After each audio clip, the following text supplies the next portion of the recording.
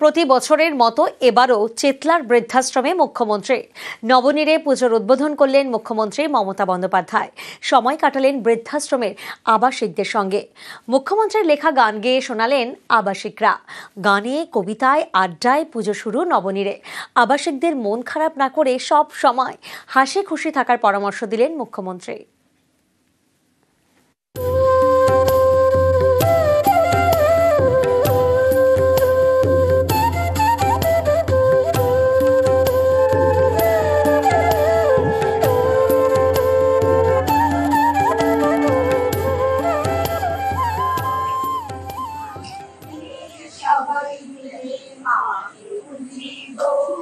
আমরা মায়ের মেয়ে সবাই মিলে মাকে পুজিব, রাঙা পায়ে রাঙা জবা দিয়ে সাজাবো।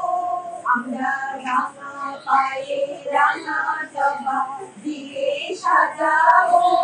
আমরা মায়ের মেয়ে সবাই মিলে মাকে পুজিব, আমরা মায়ের মেয়ে সবাই মিলে মাকে পুজিব।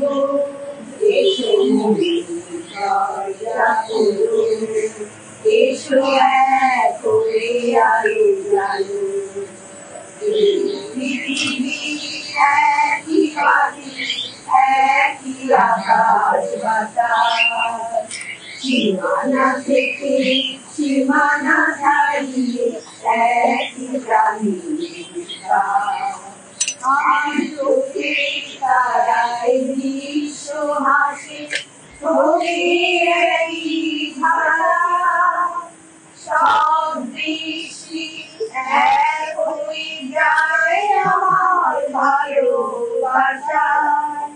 আমার চোখে তারায় বিশ্ব হাসে, চোখের একই ভাষা, সব দৃষ্টি এক হয়ে যায় আমার ভালোবাসায়।